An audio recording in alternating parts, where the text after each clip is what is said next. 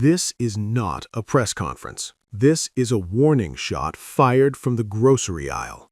Standing inside a supermarket in Ottawa, Mark Carney announced a $500 million restructuring of Canada's entire food system, not in a cabinet room, not behind closed doors, but in front of emptying shelves and rising price tags.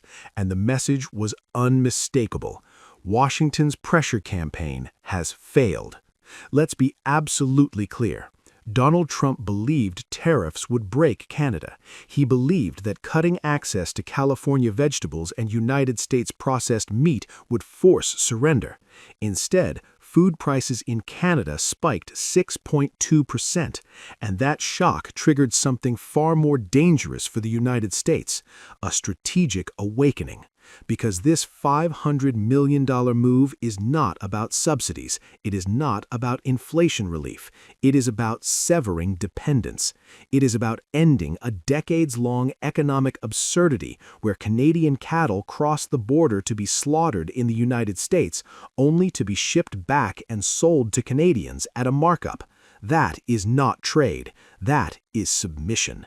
And Carney just ended it. Here is the fatal miscalculation Trump made. He assumed leverage flows forever in one direction.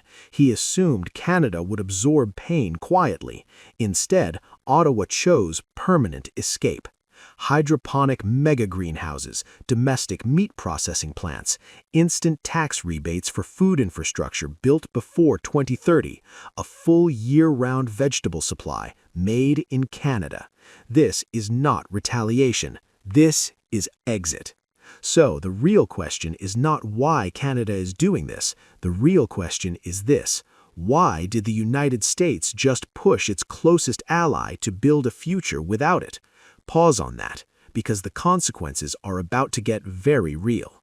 To understand why this moment matters, you have to understand how fragile modern food systems really are, and how reckless it was to weaponize them. For decades, Canadian food economy was built on a just-in-time supply chain model. Vegetables flowed north from California and Arizona. Meat flowed south for processing, then back north for sale. This system was efficient on paper, but catastrophic under pressure. When tariffs disrupted that flow, Canada did not just face higher prices, it faced exposure. That 6.2% food inflation spike was not caused by scarcity, it was caused by friction, border delays, retaliatory costs, processing bottlenecks. Each added layer inflated marginal costs at every step, and in food economics, marginal cost is everything. A few cents per pound compounds to billions at scale. Here is the absurdity Carney is now dismantling. Canadian ranchers raise cattle on Canadian land, using Canadian feed, Canadian water, and Canadian labor. But for years, much of that cattle had to be shipped to the United States for slaughter because Canada lacked sufficient domestic processing capacity. After processing, the meat was shipped back into Canada, priced in United States dollars, carrying transport costs, tariffs, insurance, and foreign margin markups. That is not comparative advantage, that is structural weakness. And Carney just ended it. Carney's $500 million investment attacks the problem at its core. Domestic meat processing plants eliminate the most expensive choke point in the system. Hydroponic greenhouse networks remove seasonal dependency entirely. These are not farms, they are controlled environment factories producing food with predictable yields, minimal water, and zero border risk. And the tax policy matters as much as the spending. By allowing immediate tax rebates for all greenhouse construction costs incurred before 2030, Canada collapses the payback period for investors. Capital that normally hesitates suddenly floods in. Pension funds, infrastructure investors, agricultural technology firms. The result is acceleration, not gradual transition. This is why Trump's strategy backfired so violently. Tariffs only work when alternatives are slower, weaker, or more expensive.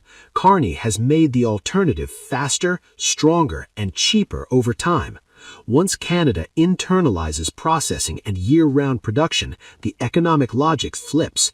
Imports stop being necessary. Domestic supply stabilizes prices. Foreign producers lose pricing power permanently. And here's the part Washington failed to grasp. Supply chains do not reset backward. Once new infrastructure is built, sunk costs lock in new behavior. Canada is not responding anymore. Canada is replacing. And that replacement is about to devastate entire segments of the United States agricultural economy. Which brings us to the part nobody in Washington wants to talk about. This is where Trump's strategy doesn't just fail, it backfires. Because tariffs do not punish countries, they punish structures. And the structure Trump just damaged is the United States agricultural export machine itself.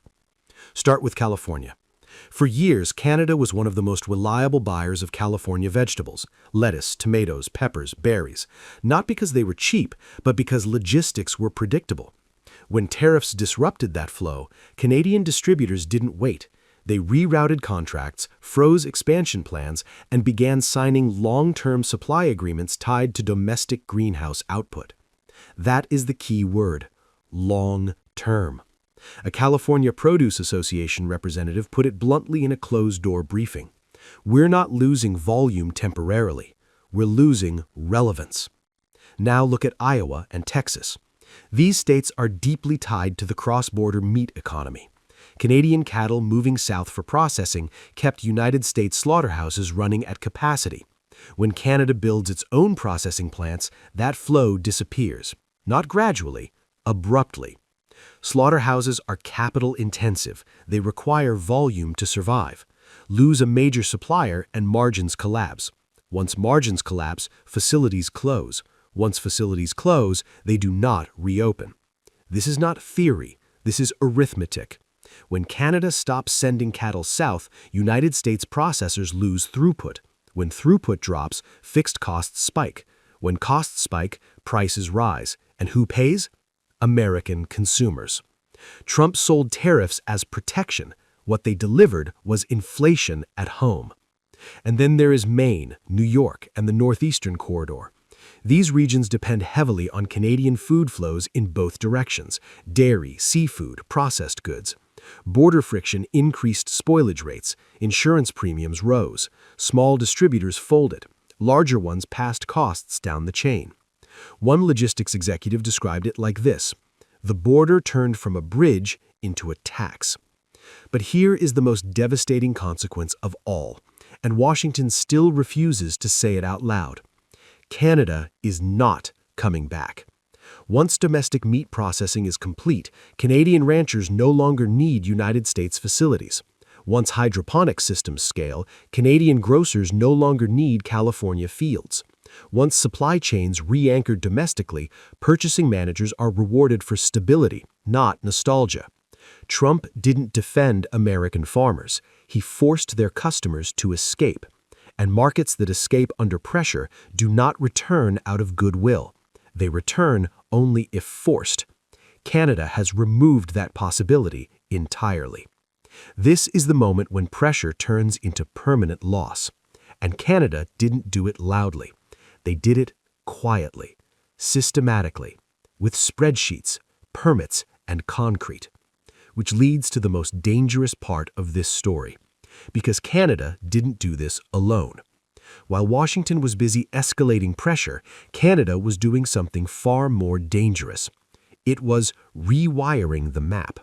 Because this $500 million food sovereignty plan is not isolated policy. It is one node in a much larger counter-strategy that quietly removes the United States from the center of North American trade flows. First, infrastructure. Canada is not just building meat plants and greenhouses. It is synchronizing them with rail, cold storage, and port capacity designed to bypass United States bottlenecks entirely. Rail corridors are being optimized north-south within Canada and east-west toward Atlantic ports. Cold chain logistics are being redesigned to serve Europe directly, not Chicago, not Los Angeles. This matters because infrastructure decides destiny. Once freight flows change, contracts follow. Once contracts follow, political leverage evaporates. Second, coordination with allies. Mexico saw this coming early. Tariffs taught Mexico the same lesson they taught Canada. Dependence equals vulnerability. So Mexico accelerated its own agricultural processing upgrades while deepening supply coordination with Canada, not through Washington, but around it. The European Union noticed too. European buyers are aggressively diversifying food supply away from politically unstable exporters. Canada's pitch is simple: predictable rule of law, no tariff tantrums, long-term contracts priced in stability.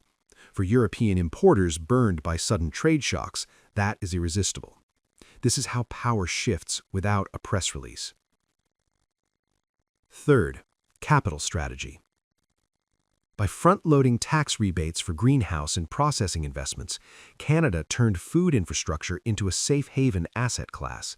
Institutional capital does not care about politics, it cares about certainty. Canada just offered it. The result is a feedback loop. More capital builds more capacity lowers costs, lower costs kill imports, imports disappear, and domestic suppliers gain pricing power at home, while exporting surplus abroad. And here is the sentence Washington really does not want to hear. Canada does not need the United States anymore. Not for vegetables, not for meat processing, not for food security. Once the final slaughterhouse comes online and the final hydroponic facility hits scale, United States producers are locked out, not by tariffs, but by irrelevance. Trump thought pressure creates obedience. What it actually created was exit infrastructure. And once exit infrastructure exists, it becomes contagious, because now other sectors are watching. Energy, critical minerals, manufacturing. Food was just the test case. And that brings us to the deeper, irreversible damage this moment represents. This is the moment where the damage becomes irreversible. Because trade wars are not just about prices, they are about trust. And trust, once broken, does not regenerate on election cycles. The United States spent decades building a reputation as a predictable partner. Contracts meant something, supply chains were boring, and boring was good. Trump shattered that reputation in real time on social media, with tariffs deployed as impulse weapons. Canada learned the lesson faster than anyone else. Assume volatility is permanent. That assumption changes everything. Once a country redesigns its economy around the expectation of instability from its closest ally, the old relationship is functionally dead. Even if Trump leaves office tomorrow, even if tariffs are lifted, even if Washington apologizes. The infrastructure is already built, the capital is already sunk, the habits are already changed. This is why the damage is not temporary. Food sovereignty is not reversible. When Canada reaches full year-round vegetable autonomy by 2030, there is no economic rationale to reconnect to California growers. When domestic meat processing is sufficient, there is no incentive to send cattle south ever again. Rebuilding dependence would be irrational. And geopolitics punishes irrationality. Now zoom out. Other countries are watching this playbook and taking notes. If the United States is willing to weaponize food trade against Canada, it will do it to anyone.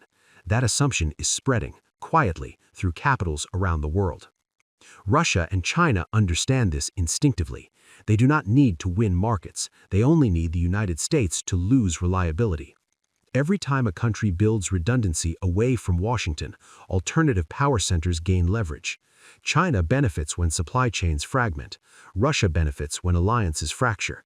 Neither needs to be better, they just need the United States to be less trusted. This is the paradox of economic coercion. It feels powerful in the moment. It feels dominant, but it teaches everyone one lesson: escape or be held hostage. Canada chose escape. And once escape becomes the rational choice, the old world order starts to erode, not through war, but through spreadsheets, zoning permits, and concrete foundations. The United States didn't lose Canada overnight. It lost Canada forever the moment Ottawa decided it would never be vulnerable again. And that leaves us with one final uncomfortable question.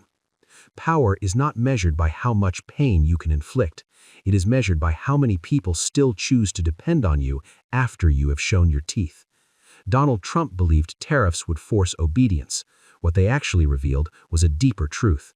The moment economic pressure turns into coercion, partners stop cooperating and start escaping. Mark Carney did not shout.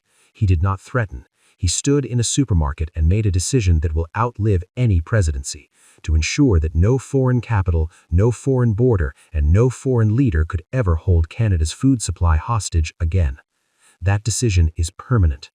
Once a country builds sovereignty into its infrastructure, it does not dismantle it out of nostalgia. Trust does not regenerate because a signature changes. Systems remember. And now the United States faces a future where its closest ally has quietly rewritten the rules, not in defiance, but in self-defense.